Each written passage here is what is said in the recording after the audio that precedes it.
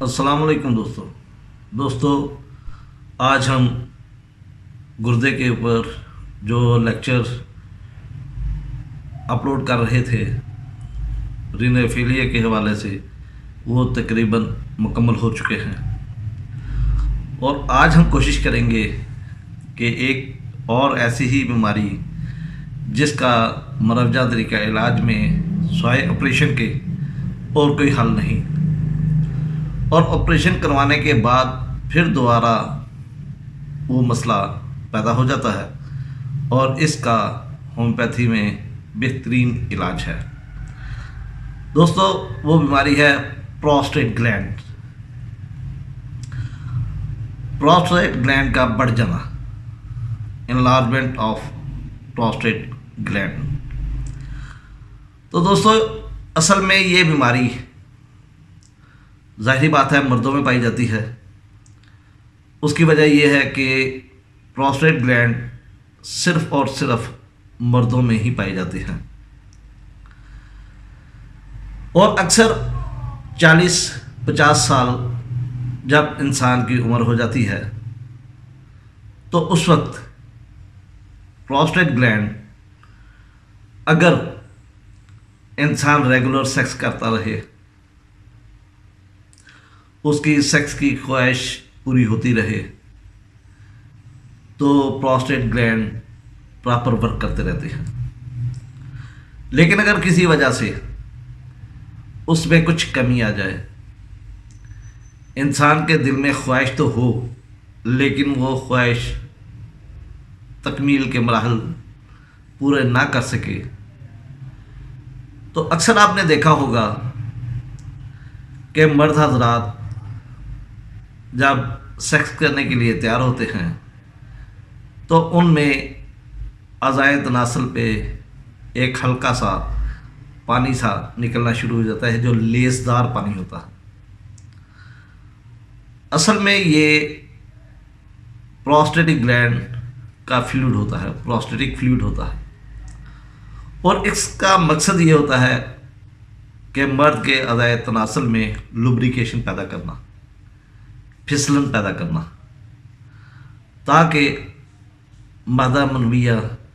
Sex کے دوران آسانی کے ساتھ نکل جائے، اور اس تیز رفتاری سے نکلے کہ عورت کے رحم کے اندر تک چلا جائے۔ لیکن دوستو، جب بار بار یہ خواہش پیدا ہو اور سیکس نہ کیا جائے تو پھر کیا ہوتا ہے کہ یہ اوور ورک کام کرنا شروع کر دیتے ہیں، یہ زیادہ تیزی سے کام کرنا شروع کر دیتے ہیں، اور یہ اصل میں ہارمون کی خرابی کی وجہ سے ہوتا ہے، اور جب وہ زیادہ کام کرتے ہیں تو ان کا سائز بڑھنا شروع ہو جاتا ہے۔ تو یہاں سے اصل بیماری کا آغاز ہوتا ہے۔ لیکن جیسے جیسے وقت بڑھتا جاتا ہے، لیکن انسان کو یہ سہولت میسر نہیں ہوتی، لیکن دل میں ایک خواہش پیدا ضرور ہوتی ہے، تو بار بار سیکس کی خواہش پیدا ہونے سے، چونکہ پروسٹیٹ گلینڈ جو ہوتے ہیں وہ زیادہ کام کرتے ہیں، تو اوور برڈن ہونے کی وجہ سے ان کا حجم بڑھنے لگتا ہے، ان کی جسامت بڑھنے لگتی ہے۔ جسامت بڑھنے سے ہوتا کیا ہے؟ ہوتا یہ ہے کہ جب پروسٹیٹک گلینڈ انلارج ہو جاتے ہیں، ان کی بہت زیادہ حجم ان کا بہت زیادہ بڑھ جاتا ہے، تو یہ پھر پیشاب کے راستے میں رکاوٹ پیدا کرتے ہیں، اور اکثر 40 سال یا 50 سال ایج کا اس لیے بتایا ہے کہ اکثر مرد اس وقت، یعنی کہ شادی کے اس پیریڈ میں ہوتے ہیں کہ ان کے 2-3 بچے ہو چکے ہوتے ہیں، اور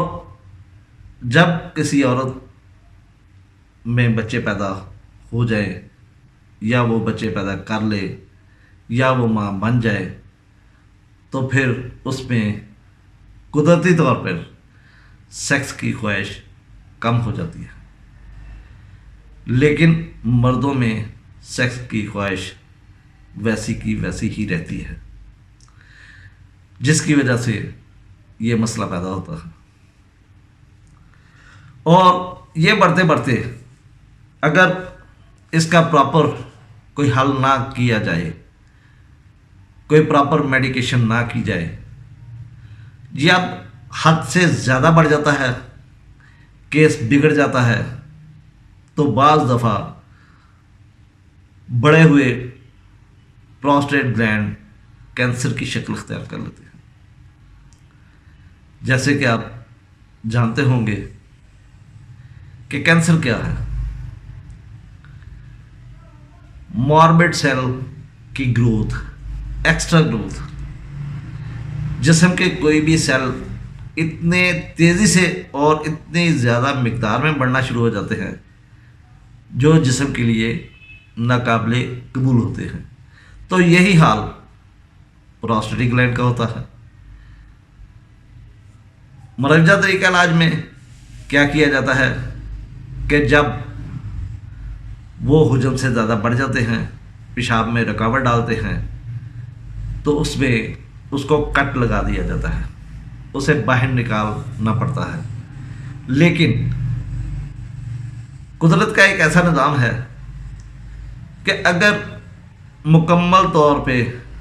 پروسٹیٹ گلینڈ نکال دی جائے پھر تو ٹھیک ہے، اگر اس کا ایک ذرہ دو ذرہ بھی رہ جائے تو پھر آہستہ آہستہ آہستہ آہستہ بڑھنا شروع کر دیتے ہیں، اور ایک وقت ایسا آتا ہے کہ جب وہ اپنے حجم کے برابر ہو جاتے ہیں، اور پھر بڑھتے بڑھتے وہ اسی پوزیشن میں آ جاتے ہیں جس پوزیشن میں مریض نے آپریشن کروایا تھا۔ اور اگر اس کا پراپر ہومیوپیتھی علاج نہ کیا جائے تو پھر یہ اتنی زیادہ مقدار میں بڑھ جاتے ہیں کہ آہستہ آہستہ یہ کینسر کی شکل اختیار کر لیتے ہیں، یا یہ کیس کینسر میں کنورٹ ہو جاتا ہے۔ اب پروسٹیٹ گلینڈ بڑھنے کی وجہ سے اصل میں مریض میں کیا علامات پیدا ہوتی ہیں جن کی وجہ سے ہم یہ جج کر سکتے ہیں کہ اس وقت یہ مریض پروسٹیٹ انلارجمنٹ کا پیشنٹ ہے۔ اس کی سب سے پہلی علامت کہ پیشاب کی بار بار حاجت ہوتی ہے۔ چونکہ پیشاب کی نالی کے ساتھ یہ گلینڈ اٹیچ ہوتے ہیں، تو جب ان کا حجم بڑھتا ہے تو یہ اس کے اوپر پریشر ڈالتے ہیں اور پیشاب کو خارج ہونے میں دقت ہوتی ہے، اور جب مثانہ پوری طریقے سے خارج نہیں ہوتا تو پھر بار بار تھوڑی تھوڑی دیر بعد پیشاب کی حاجت ہوتی ہے۔ یا پھر دوسرے نمبر پہ کیا ہوتا ہے؟ قطرہ قطرہ پیشاب ٹپکتا رہتا ہے۔ اگر حالات زیادہ خراب ہوں تو بعض حالتوں میں اس میں خون بھی آ جاتا ہے، اور جیسے آپ کو پہلے بتایا کہ ان گلینڈز کا تعلق سیکس کی وجہ سے ہے، سیکس کے ساتھ ان کا لنک ہے۔ تو اگر انلارجمنٹ آف پروسٹیٹ گلینڈ ہو تو بعض دفعہ امپوٹنسی یا نمردی کی شکایت بھی ہو جاتی ہے۔ اگر پروسٹیٹ گلینڈ زیادہ بڑھ جائے تو پھر پیشاب مکمل طور پر رک بھی جاتا ہے، اور جب پیشاب کا اخراج نہیں ہوتا تو مثانے میں جو پیشاب جمع ہوتا ہے ایک کیپیسٹی کے تحت، اس کے بعد جو گردے پیشاب بنانا شروع کرتے ہیں تو گردوں پہ بھی اس کا اثر ہوتا ہے، کیونکہ گردے مسلسل پیشاب بنا رہے ہوتے ہیں لیکن مثانے سے پیشاب کا اخراج نہیں ہو رہا ہوتا، تو گردوں کو بھی زیادہ کام کرنا پڑتا ہے، جس کی وجہ سے گردے کا فعل کمزور ہو جاتا ہے۔ پیشاب دقت کے ساتھ آتا ہے، پیشاب میں روانی نہیں ہوتی، پیشنٹ کافی دیر باتھ روم میں بیٹھا رہتا ہے، تھوڑا سا پیشاب آیا پھر رک گیا لیکن حاجت برقرار ہے، پھر تھوڑا سا آیا رک گیا لیکن پیشاب مکمل خارج نہیں ہوا، اور اس کے بعد پراسٹیٹ گلینڈ بڑھنے کی وجہ سے چونکہ پیشاب کا اخراج نہیں ہو رہا ہوتا تو اس وجہ سے مثانے میں سوزش بھی ہو سکتی ہے، اور جیسے کہ پہلے بتایا کہ اگر یہ کیس زیادہ بگڑ جائے تو یہ کینسر کا روپ بھی اختیار کر سکتا ہے۔ دوستو، پراسٹیٹ کینسر کے لیے ٹماٹر ایک بہت مفید چیز ہے۔ کوشش کریں کہ جو بھی پیشنٹ پراسٹیٹک انلارجمنٹ کے ساتھ آئے اسے ہدایت کریں کہ اسے زیادہ سے زیادہ مقدار میں ٹماٹر کا سلاد کھلایا جائے۔ ہاں، اس بات کی تھوڑی سی وضاحت کر لیں، جانچ کر لیں کہ کیا یہ مریض گردے کی پتھری کا شکار تو نہیں ہے۔ بعض حالتوں میں ٹماٹر گردے کی پتھری والے پیشنٹ کے لیے تکلیف کا باعث بنتا ہے، اور اگر مریض صرف ٹماٹر کا استعمال زیادہ کرے تو اس سے کافی حد تک پراسٹیٹ کینسر کا خطرہ ختم ہو جاتا ہے۔ اور دوسرے نمبر پر آج کل جو رواج چل رہا ہے المونیم کے برتن میں کھانا پکانا اور المونیم کے برتن میں کھانا کھانا۔ دوستو، آپ جانتے ہیں کہ جب ہم المونیم کے برتن میں کھانا پکاتے ہیں یا جب ہم المونیم کے برتن میں کھانا کھاتے ہیں تو اس سے آہستہ آہستہ المونیم گل کر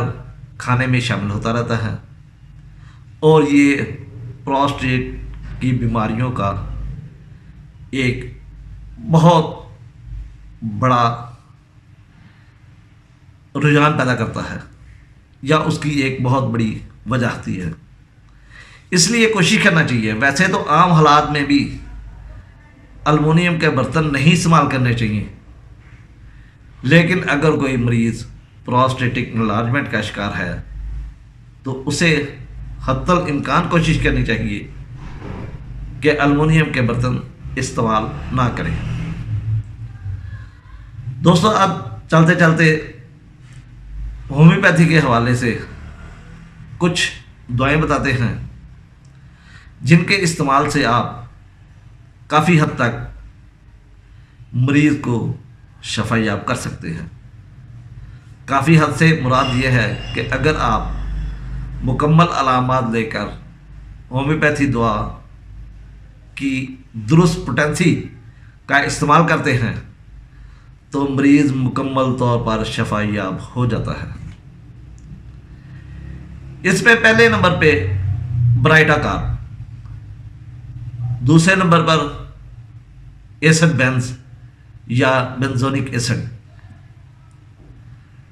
اس کے بعد دوستو کلکیریا کارب، کونیم،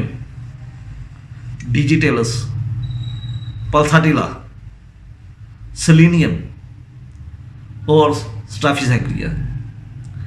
یہ موٹی موٹی ادویات ہیں۔ اس کے علاوہ سیبل سرلوٹا، تھوجا اور بھی کافی ادویات ہیں،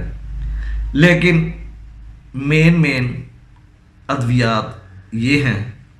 اور انشاءاللہ اگلے لیکچر میں ہم فردر ایک دعا کے بارے میں آپ کو بتائیں گے کہ پروسٹیٹک انلارجمنٹ کا مریض ہو اور اس میں کس قسم کی پکچر پیدا ہو، تو ہم ان میں سے کون سی دعا اچھے طریقے سے استعمال کر سکتے ہیں، یا کس مریض میں کس دعا کی تصویر پیدا ہو رہی ہے، ہم اچھے طریقے سے پہچان سکتے ہیں اور مریض کو شفا یاب کر سکتے ہیں۔ تو دوستو، اسی کے ساتھ میں اجازت چاہتا ہوں۔ انشاءاللہ اگلے لیکچر میں ایک دعا اور پروسٹیٹ گلینڈ کا حل یہ ہم بتائیں گے۔ اللہ حافظ، اللہ نگہبان، خوش رہو۔